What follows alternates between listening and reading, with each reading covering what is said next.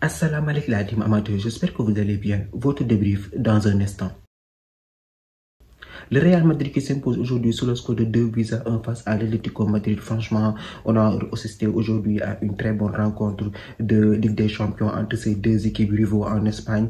Voilà que des buts magnifiques aujourd'hui. Vous savez bien que le Real, en mardi, mercredi, ils sont intenables. Maintenant, ils nous ont habitués à une nouvelle mode, à un nouveau mode, je veux dire. On n'a même pas le temps de dire Bismillah. Le match a commencé que déjà, ils ont mis un but, un superbe but, on va dire. Le Real Madrid, dès les premières minutes de jeu qui ont été très agressifs. Avec cette équipe de l'Atlético Madrid, ils ont monopolisé le ballon et ils ont essayé d'être dangereux. Première occasion, premier tir, c'est venu de qui? C'est venu de Rodrygo.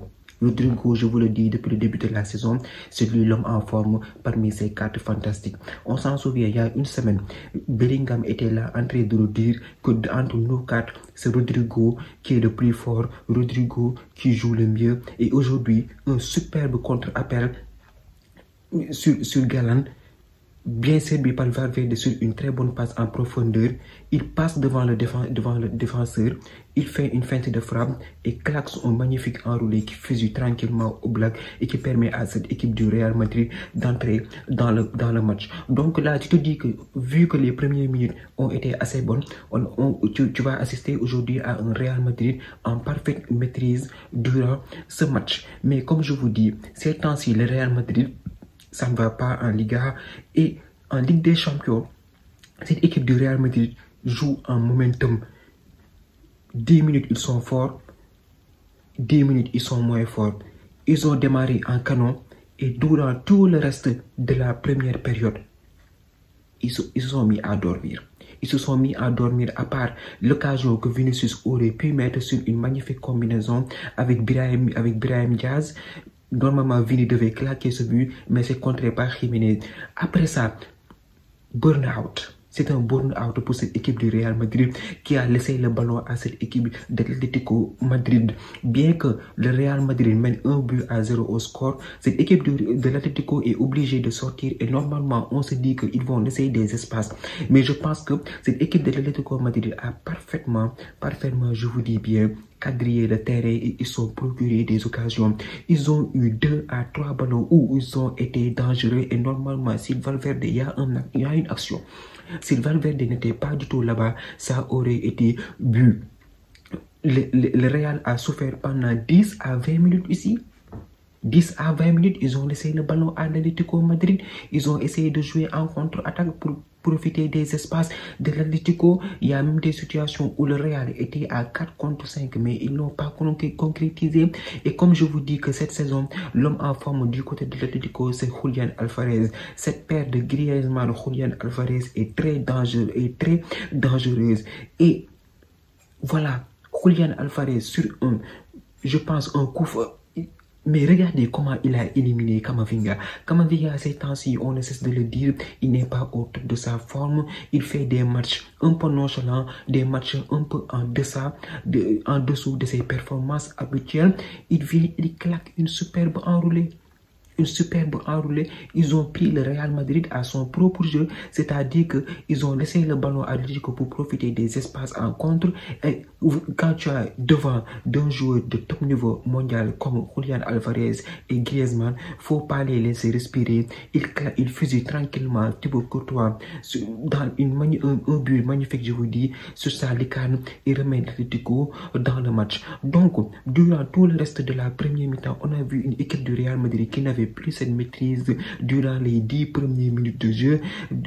L'Atlético commençait à prendre l'ascendant. Donc là, tu te dis qu'en deuxième mi-temps, peut-être qu'Ancelotti va parler avec ses boys, ils vont revenir avec un nouveau état d'esprit pour marquer ce deuxième but.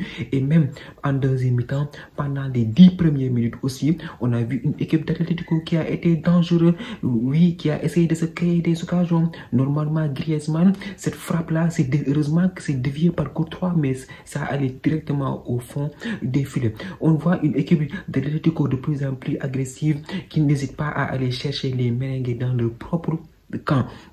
Mais comme je vous dis, les mardis et mercredis, le Real Madrid est une équipe qui n'est pas logique.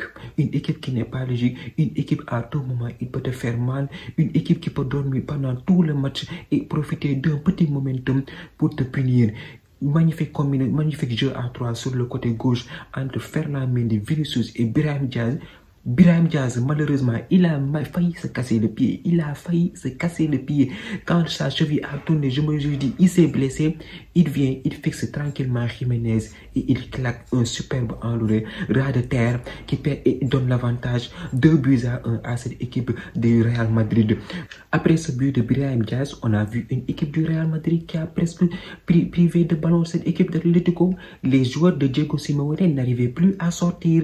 Donc là, on était dans une logique où le Real Madrid allait chercher le 3e but pour essayer de creuser l'écart parce que le match retour, ce sera au Wanda Metropolitano. On a vu une équipe Real Madrid qui a essayé de pousser l'équipe de Diego Simeone n'arrivait même plus à enchaîner des passes. Les fautes commençaient à s'accumuler. Il a dû faire des changements. Cela, Diego Simeone l'a compris. Il a su que cette équipe du Real Madrid essaye de marquer un 3e but pour se mettre à l'abri. Qu'est-ce qu'il a fait? Il a fait sortir Griezmann et il a fait entrer le Normand. Donc derrière, il était à 5 défenseurs.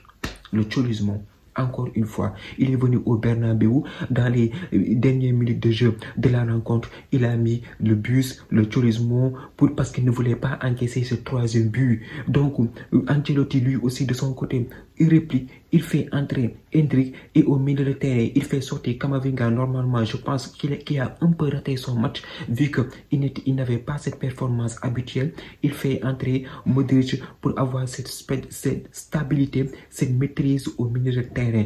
Mais moi, le seul joueur qui m'a posé aujourd'hui problème, c'est Kylian Mbappé. Kylian Mbappé, aujourd'hui, il n'a pas du tout été décisif. Il a été discret pendant tout le match.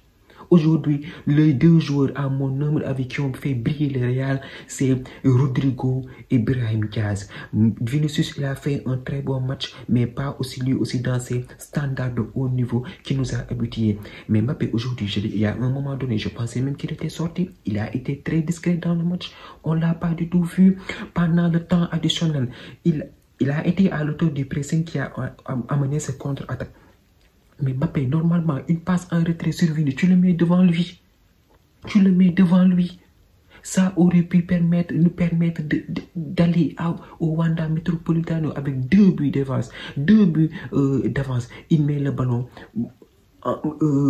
plus en retrait, derrière Vinicius Junior, on va dire. Et malheureusement, on n'a pas pu concrétiser cette occasion, ce cadeau même que nous a offert cette équipe d'Atlético Madrid. Donc, aujourd'hui, on peut dire que ce match, même si le Real Madrid a gagné sur le score de 2-1, ça a été serré. Les 2 défenses ont souffert, ont tous les 2 souffert aujourd'hui. Donc, un match qui nous laisse présager que voilà, le match retour sera âprement disputé. Rien n'est encore joué. C'est 1 but de différence. On part au Wanda Metropolitano. On sait que là-bas, cette équipe de Diego Simeone n'est pas du tout à sous-estimer. Ils sont capables de remonter parce qu'ils ont des joueurs devant, des joueurs dangereux comme Alvarez, comme Griezmann ou bien un certain Sol. Donc voilà, une très bonne victoire de la part de cette équipe du Real Madrid qui a fait le job. Ils ont fait le job aujourd'hui. Ils ont gagné sur 2-1. C'est bon pour préparer le match, d'autant plus qu'on a un match ici à jouer en Liga. Mais aussi de se mettre dans un état d'esprit qu'on part favori, qu'on part avec 1 but d'avance. Ça aussi, ça peut jouer sur ce match parce que cette équipe de l'Atlético, chez eux, ils seront obligés de se mettre à découvert pour aller chercher ce but égalisateur, et normalement, ils vont laisser des espaces que cette équipe, cette attaque du Real Madrid va devoir profiter avec le retour de Jude Bellingham. Donc, ce sera un match très serré pour la qualification. En tout cas, très bonne performance à souligner encore une fois de la part de Rodrigo et de Brahim Diaz. Franchement, Rodrigo, il a été sensationnel dans ce match. Sur son côté droit, Brahim Diaz aussi. Voilà, au milieu de terrain, ça a été costaud. Aujourd'hui, ça a été costaud. Il s'est créé pas mal d'occasions. Il a essayé de faire jouer nos 2 excentrés. Donc, très bonne performance de la part de Brahim Diaz et de Rodrigo. Mbappé, j'espère qu'il va se rattraper au match retour parce qu'aujourd'hui, il a été en quelque sorte muselé par cette équipe de l'Atlético Madrid. on va le dire, mais on espère qu'il va se rattraper comment dirais-je, au match retour. Tchouaméni aussi au milieu de terrain, ça a été costaud, très bon match. En défense, Asensio, c'est lui qu'il fallait jouer. Le week-end dernier, c'est lui qui devait jouer. Aujourd'hui, on l'a fait jouer. Il a fait un très bon match avec Rudiger à ses côtés. Fede Valverde aussi, très gros volume de jeu. Franchement, ce boy, il a arrêté 3 matchs aujourd'hui. Il nous sort une top performance sur son côté droit. Donc, vivement le match retour, mercredi prochain. Je pense pour les autres matchs, Arsenal s'est imposé aujourd'hui sur le score de 7-1. 7-1 face à PSV Eindhoven qui a éliminé la Juventus de Turin. On était là. On les a vus au match de barrage, comment ils ont martyrisé cette équipe de Juventus. Aujourd'hui, ils se sont fait foudroyer sur le score de 7-1. Arsenal n'a pas actuellement d'attaquant. Merino s'est illustré. Des Timber, les Waneri. Aujourd'hui, les Baby Gunners, ils sont là. Ils ont vacillé cette défense de PSV Eindhoven. Voilà. Ils ont fait un très grand match aujourd'hui, 7-1. Ils sont qualifiés. Le match retour, ils vont attaquer sereinement. Ils peuvent même faire jouer l'équipe B. En tout cas, très bonne performance de la part de cette équipe d'Arteta qui ont fait un match très très sérieux aujourd'hui. Voilà, Mathieu Odegaard, ces temps-ci, il revient petit à petit. Il a fait un très bon match. Timber, les deux Baby Gunners, Waneri, ils ont fait un excellent match aujourd'hui. Ils ont été très bons et ils ont permis à cette équipe des Baby Gunners de gagner sur le score de 7-1. Voilà, à noter les absents de Saka, Martinelli, Havertz, Gabriel Jesus. 4 joueurs offensifs qui n'ont pas joué et ils nous délivrent une telle performance aujourd'hui. Franchement, cette équipe d'Arsenal est à saluer aujourd'hui. Ils ont fait une top performance. Dortmund, Lille 1-1. Voilà. Match nul à Dortmund. Les Lillois vont tranquillement recevoir chez eux et vont tenter de se qualifier. Je pense que c'est les matchs les plus importants aujourd'hui. Demain, on aura un Benfica FC Barcelone et le match qu'on attend tous. Entre Liverpool, entre le Paris Saint-Germain et Liverpool demain au Parc des Princes. C'est la période du Ramadan. 3 dates, un verre de lait. Mohamed Salah en ce moment au top de sa forme. Peut-être demain il va traumatiser les Parisiens. En tout cas, nous on sera là pour débriefer ce match avec vous. La team, c'était tout pour cette vidéo. Merci d'avoir regardé. Merci de partager, de liker et de vous abonner au max. On se donne rendez-vous très prochainement pour une nouvelle vidéo. D'ici là, portez-vous bien. Ciao.